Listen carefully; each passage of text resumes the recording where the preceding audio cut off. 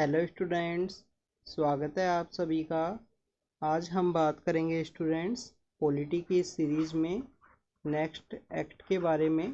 Last जो हमारी classes रही हैं उसके अंदर हमने डिस्कस किया कि जो 1773 का जो कानून है, जो रेगुलेटिंग एक्ट है, उसके बारे में देखा कि कैसे ये पहला जो कानून है जिसके द्वारा ब्रिटिश अथॉरिटीज़ के द्वारा कंपनी को रेगुलेट किया गया, उसके बारे में हमने देखा।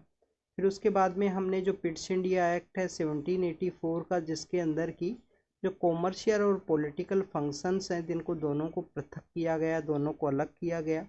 पहली बार जो कंपनी के अधीन जो भारत है, जो कंपनी के अधीन जो भारत था, उसको ब्रिटिश आधिपत्य का जो क्षेत्र है वो कहा गया। उसी के साथ साथ जो ब्रिटिश अथॉरिटी है उसको कंप्लीट कंट्रोल दिया गया। इंडिया के अंदर जो रेवेन्यू, सिविल और मिलिट्री अफेयर्स हैं उनको रेगुलेट करने के लिए, उनको कंट्रोल करने के लिए। तो इन दोनों कानून को हमने पढ़ा अभी तक।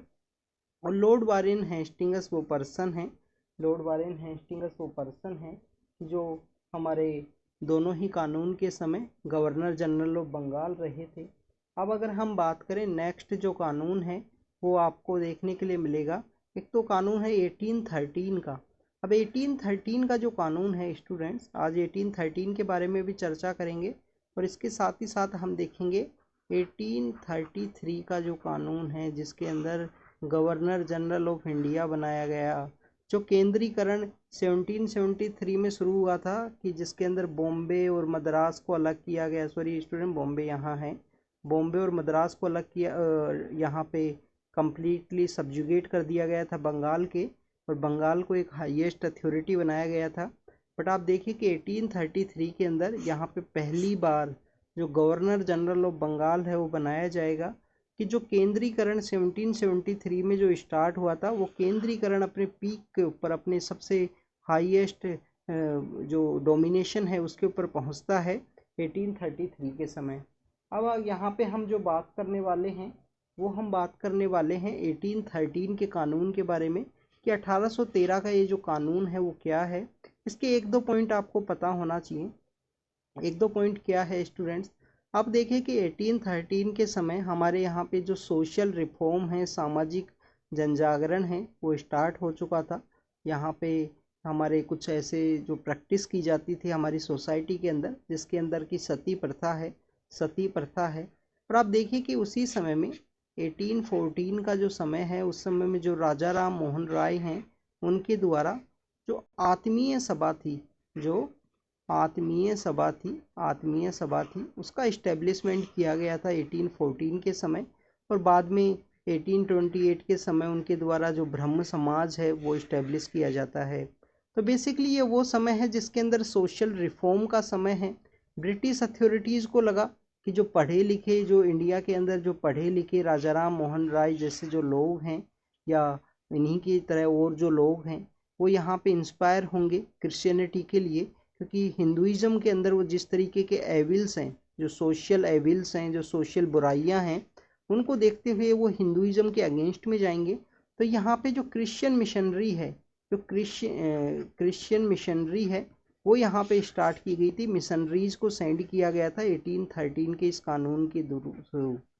तो आपको ये पता होना चाहिए कि क्रिश्चियन मिशनरीज को यहाँ पे अलाउ किया गया इंडिया के अंदर। क्रिश्चियन मिशनरीज के दो कानून काम थे यहाँ पे, जो गरीब जनता है उसको यहाँ पे रिलीफ प्रोवाइड करना। आप देखिए कि काफ़ी सारे लोग हैं इंडिया के अंदर इस क्रिश्चियन मिशनरीज के थ्रू ही वर्क करने के लिए आए थे।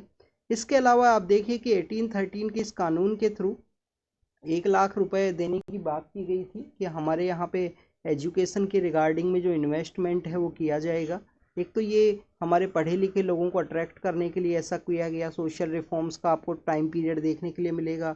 और इसके बाद में आप देखिए कि जैसे ही ब्रह्म समाज का इस्टेब्लिशमेंट आता है, उसके बाद में तत्वबोधिनी पत्रिका है, काफ़ी अलग अलग सेक्टर्स के अंदर एजुकेशन के रिगार्डिंग में जो अलग अलग मूवमेंट है वो आपको देखने के लिए मिलेंगे। अब आप देखिए कि यहाँ पे 1 लाख रुपए एजुकेशन की भी बात की गई कि 1 लाख रुपए आपको एजुकेशन के लिए यहाँ पे दिए जाएंगे, शिक्षा के लिए। बट वो शिक्षा के लिए वो बेसिकली वो जो पैसा है वो कभी भी नहीं दिया गया, वो सिर्फ यहाँ पे प्रॉमिस किया गया था। कंपनी का जो ट्रेड है उसको अबोलिश कर दिया गया। कंपनी के द्वारा जितना भी व्यापार किया जाता था 1813 के इस कानून के थ्रू कंपनी का जो व्यापार है उसको रोक दिया गया, सिर्फ 2 सेक्टर को छोड़कर कि चीन के एरिया से आप अपना ट्रेड कीजिए और चीन और चाइना, सॉरी स्टूडेंट्स, चाय और चाइना है। चाय क्या तो आप अपना चाय के थ्रू अपना कारोबार कीजिए, या जो चाइना है वो जो चीन है, चीन से जितना भी आपका व्यापार है वो आप कीजिए। तो चाय और चाइना जो है उसके थ्रू आप अपना व्यापार कर सकते हो। उसके अलावा जो कंपनी का जितना भी व्यापार था उसको यहाँ पे रोका गया 1813 के इस कानून के अंदर। तो आपको 1813 की भी कुछ विशेषताएं हैं जो पता होनी चाहिए, जो हमने यहाँ पे डिस्कस की। क्रिश्चियन मिशनरीज को सेंड किया गया। क्रिश्चियन मिशनरीज के अलावा एजुकेशन के ऊपर यहाँ पे करने की बात की गई और व्यापार को अबोलिश किया गया। कंपनी की जो मोनोपोली थी, जो ट्रेड की मोनोपोली थी, उसको अबोलिश किया गया। एक्सेप्ट है चाय और चाइना, कि चाय और चाइना के अंदर, चाय और चाइना है या चीन और चाय है, इसके अंदर में इस सेक्टर के अंदर कंपनी की जो मोनोपोली है स्टिल आपको देखने के लिए मिलेगी। अब कंपनी कौन सी? East India Company. East India Company की जो मोनोपोली थी उसको यहाँ पे रखा गया, टैक्टिक किया गया कि चाय और चाइना के अंदर रहेगी। बाकी सेक्टर्स के अंदर ब्रिटेन के वहाँ से कोई भी व्यापारी हैं वो आ सकते हैं, अपना यहाँ पे व्यापार कर सकते हैं इंडिया के अंदर किसी भी अलग सेक्टर के अंदर में। तो इस तरीके से आपको देखने के लिए मिलेगा 1813 के अंदर। अब हम बात करेंगे यहाँ पे 1833 के कानून के बारे में कि 1813 का कानून आ चुका है। उसके बाद में आता है स्टूडेंट्स 1833, और ये वो कानून है जिसके अंदर जो केंद्रीकरण स्टार्ट हुआ था, केंद्रीकरण अपने पीक के ऊपर पहुंचता है। सेंट्रलाइजेशन जो स्टार्ट किया गया था वो अपने पीक के ऊपर पहुंचेगा। अब आप देखिए कि सती यहाँ पे बैन हो चुकी है। तो 1833 के इस कानून की क्या क्या मेन है। एक तो देखिए कि जो केंद्रीकरण की दिशा में ये अधिनियम है निर्णायक साबित हुआ। ब्रिटिश भारत का हाईएस्ट जो केंद्रीकरण है वो आपको देखने के लिए मिलेगा। इसमें जो बंगाल के गवर्नर जनरल हुआ करते थे, जो बंगाल के अंदर जो गवर्नर जनरल हुआ करते थे, बंगाल के रीजन के अंदर जो गवर्नर जनरल हुआ करते थे, उन गवर्नर जनरल को यहाँ पे रिप्लेस कर दिया गया, यहाँ पे चेंज कर दिया गया कि आप बंगाल के ही नहीं हैं, आप यहाँ पे भारत के गवर्नर जनरल हैं। तो इनको बना दिया गया भारत का गवर्नर जनरल। भारत का गवर्नर जनरल इनको क्रिएट कर दिया गया कि आप भारत के गवर्नर जनरल हैं, आप भारत के गवर्नर जनरल हैं। तो इस तरीके से गवर्नर जनरल है वो बनाया गया है यहाँ पे। अब पहले जो पर्सन है जिनको गवर्नर जनरल क्रिएट किया गया वो पर्सन है Lord William Bentinck. Lord William Bentinck जो हैं, जिनको लॉर्ड विलियम बेंटिक हैं, ये पहले पर्सन है जिनको कि भारत का गवर्नर जनरल बनाया गया था। इस अधिनियम के थ्रू उनको जो कंप्लीट भारत के अंदर सभी नागरिक और जो सैन्य शक्ति हैं वो निहित यहाँ पे दी गई हैं। कंप्लीटली इनको सभी सैन्य और जो नागरिक शक्तियाँ हैं वो इनको दी गई हैं। और इस अधिनियम में पहली बार ऐसा भारत की सरकार का यहाँ पे निर्माण हुआ। पहली बार ऐसी भारत के अंदर जो सरकार है उसका निर्माण हुआ, जिसके अंदर कि आपको ब्रिटिश के कब्जे वाला जो संपूर्ण भारत है उसके ऊपर भारत का पूरा नियंत्रण था। यहाँ पे कम्प्लीटली जो ब्रिटिश अथॉरिटीज़ हैं उसका कम्प्लीटली नियंत्रण है। और यहाँ पे एक दिल्ली के अंदर एकमात्र आदमी को बिठा दिया गया जिसको यहाँ पे कम्प्लीटली जो ब्रिटिश के अधीन है जो भारत, उसको यहाँ पे एक आदमी के द्वारा संभाला जाएगा। तो केंद्रीकरण अपने हाईएस्ट पीक के ऊपर पहुंचा। मद्रास और बॉम्बे के जो गवर्नर हैं उनको विधायिका संबंधी जो शक्ति है उससे वंचित कर दिया गया। जो विधायिका की जो शक्ति हुआ करती थी मद्रास और जो बॉम्बे हैं, मद्रास प्लस में बॉम्बे के लोगों को, बॉम्बे के जो गवर्नर हैं जिनको जो शक्ति हुआ करती थी विधायिका की, उस विधायिका की शक्ति से इनको वंचित किया गया। इनको जो विधायिका की शक्ति है, जो विधायिका की शक्ति है उससे वंचित किया गया, ये आपको पता होना चाहिए। भारत के गवर्नर जनरल को ब्रिटिश भारत में विधायिका के असीमित जो अधिकार हैं वो दे दिए गए। अब देखिए कंप्लीट इंडिया का एक गवर्नर जनरल बनाया गया है, लॉर्ड विलियम बेंटिक है। तो इनको ये विधायिका का जो पावर है उसका असीमित अधिकार है, कंप्लीटली जो पावर है ऑल ओवर इंडिया के अंदर दे दी गई।